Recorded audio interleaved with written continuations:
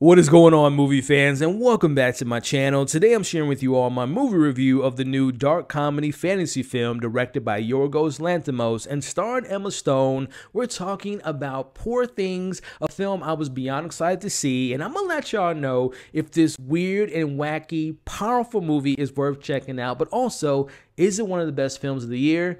We'll be discussing that and much more in today's review, but first, I want to talk to y'all in the comments. Let me know if this is a film you are excited to check out, but more importantly, once you've seen the movie, let's talk about the good, the bad, and the ugly. What were your thoughts on the direction, the writing, the performances, the production? What were your favorite elements, your least favorite elements? And if you're a fan of Yorgos' work, what are some of your favorite films of his? Let me know in the comments below. So speaking of Yorgos, I'm a fan of his work. Ever since seeing The Lobster and everything he's done since then, I think he's just such a unique storyteller. And I got to go back and watch his other movies that he did earlier in his career. But everything I love about him as a storyteller is on full display in this movie. From his pessimistic viewpoint of the aspects of the world, to having his actors having deadpan reactions, to the more comedic beats of this film, to focusing on dysfunctional relationships. But most of all, his unique approach to storytelling is just flat out brilliant in this movie. And there is no doubt in my mind that he will be nominated for Best Director because his direction is just brilliant.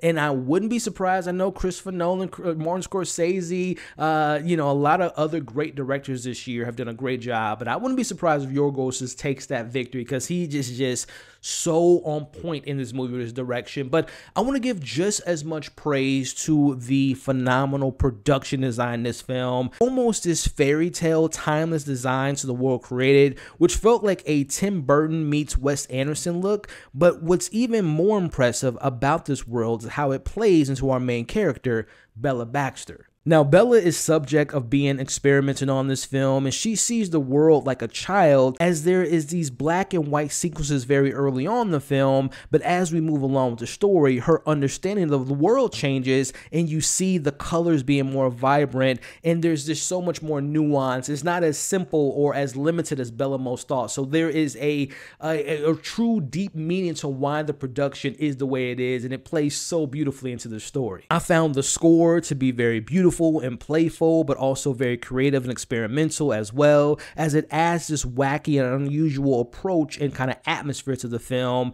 But speaking of other favorite elements of this movie, the performances are nothing short of phenomenal. Like, starting off with the supporting roles, I'm a big Willem Dafoe fan, as I'm sure a lot of you all are as well. He's brilliant in this movie. He plays a character by the name of Dr. Godwin Baxter. Now, he has this kind of warm, fatherly approach to himself, but he also uses science as an excuse for his behavior and his decisions that are made in this film, which also kind of puts him in this villainous role, and he has like this god complex. But it's the way Willem kind of plays his more vulnerable sides that makes you kind of, I don't want to say sympathize, but you understand his perspective on life and how he was raised and how it affects how he is as a person today. So Willem Dafoe is amazing. But also I want to give shout out to Ramy Youssef, who plays Max in this film, and he is like someone that looks up to the doctor, and they have a very interesting relationship. But he's one of the only characters in this film that tries to do the right thing in his mind, but he kind of fails at that, especially when he falls in love with Bella. But I thought that he was brilliant.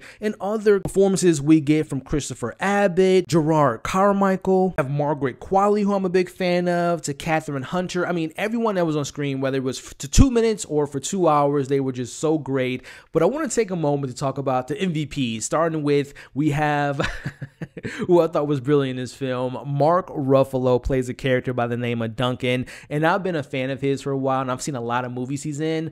I've never seen Mark Ruffalo like this before. He plays a character that's so self-indulged, and he thinks of himself as someone that's going to be able to challenge Bella as he shows her the world. But things change in their relationship, and just seeing him trying to recapture the dominance of the situation was just flat out hilarious. Like, if you're a Mark Ruffalo fan like I am, you're going to love his performance. Like, he's a terrible individual, but I love what he brought to this film. Like, he is just like a genius performance. But speaking of the men that are in this film, I like how the film kind of tackles how the men have these kind of gender ownership towards Bella, and how it's so different from, you have a parental relationship with the Willem Dafoe character to a more intimate intimate relationship that you have with Mark Ruffalo, and then Ramsey has the more kind of sensitive, vulnerable relationship. So I love how they have these different men and how they play into the Bella character, which let's just go ahead and talk about Bella, played by Emma Stone, who I've been a fan of since Superbad, Easy A, The Favorite, La La Land, Birdman, just to name a few. I think she's a great actress,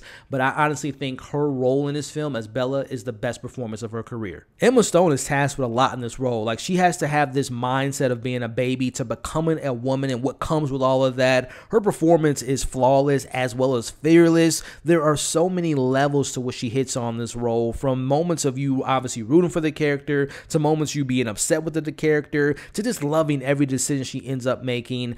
I believe her being nominated is a lock for Best Actress, but I also think her winning is a lock as well. I still got to see Anatomy of a Fall, and I'm hearing good things about Color Purple, and there's a couple other movies like we have Carey Mulligan and Maestro, but I believe, and also Lily Gladstone was beautiful and amazing in Flowers of Killer Moon, but I believe Emma's going to win the award. Like, she is just sensational in this role. Now, switching gears and talking about the story and the themes, there's just so much deep and fascinating storytelling being told here about the discovery of life, the feelings of love, hate, joy, pain, sadness, regrets, desires, greed, and death, and redefining the social status and norms, but in particularly focusing on the politics held by gender and sex and money, and how Bella navigates in this world controlled by men, telling her who she needs to be and what she needs to do, but then seeing her becoming a member of society and challenging those men in society was just amazing to see. And I also love how the film has a big emphasis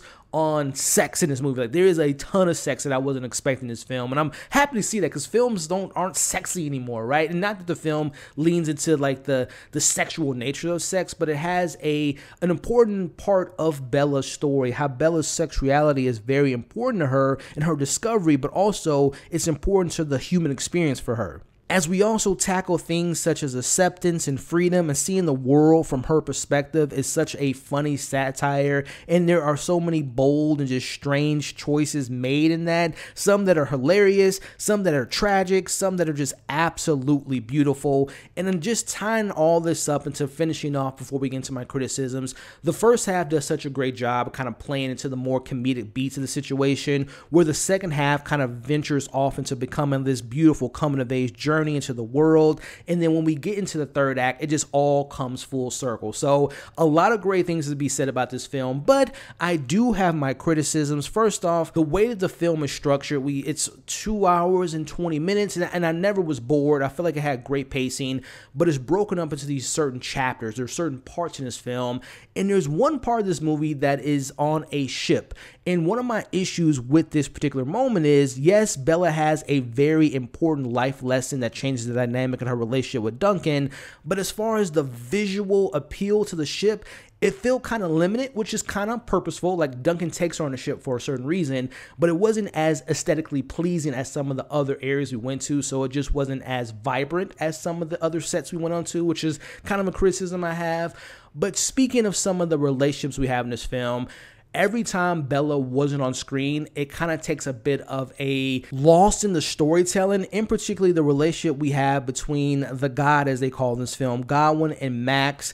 When Bella wasn't involved in their story, their relationship, I felt like, wasn't as fleshed out as I would have liked it had been. Like, we understand that Max kind of looks up to Willem Dafoe's character, but whenever Bella wasn't on screen with them, it just kind of lost some of that flair and that sensational nature that we have with the dynamic. So that relationship, I wish, was a little bit more fleshed out. And then lastly, when it gets to the third act, which I do like how it comes full circle, but there is an element where a certain character played by Christopher Abbott is introduced into the equation, and it just felt like it was rushed. Like, I love Christopher Abbott, and I really thought that he was good in this film, but when you add in what he adds to the story and how we get to a certain resolution, I just didn't feel like it was as executed as well as other elements of this film, especially when you get to the gender roles and the dynamic of what it means to be a husband and a wife in their very interesting relationship. So I wish that was fleshed out a little bit more. But Other than that, those are really my only criticisms besides like other little small nitpicks that really didn't affect my score. So before I get into my score and let you all know if this film is worth checking out,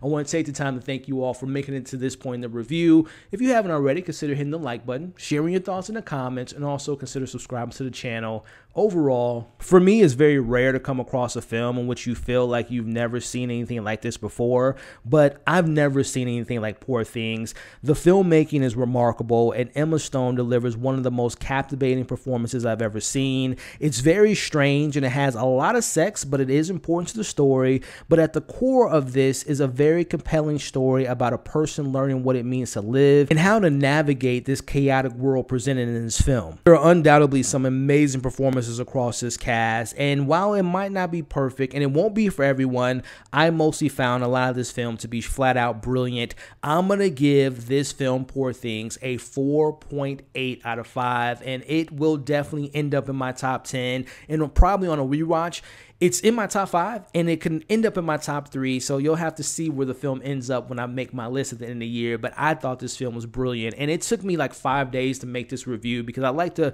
make my reviews within like 48 hours while I still fresh my brain. But I've been thinking about this film for the last 5 days and just so excited to share my thoughts with you all. And like I said, it's not going to be for everyone. There's a lot of sex in this movie, so if you're uncomfortable with that, it might not be that film for you. But I just found the direction, the writing, the performances, the themes, the storytelling just so incredible, and that's why I gave it a 4.8 out of 5. And like I said, when it comes to that top 10 list, expect it to be high on my list. But hey, that's my thoughts on Poor Things. I want to know yours in the comments. If you're one of those Oscar fans like I am, do you think it's going to win Best Picture or be nominated? Do you think it's going to get Best Direction, Best Supporting Cast, Best Acting by Emma Stone, production, sound, all that stuff? Let me know your thoughts if you're into those Oscar type of conversations. But if you're not, just let me know your thoughts on the film. What worked, what didn't work, and where do you place this on Yorgos' work?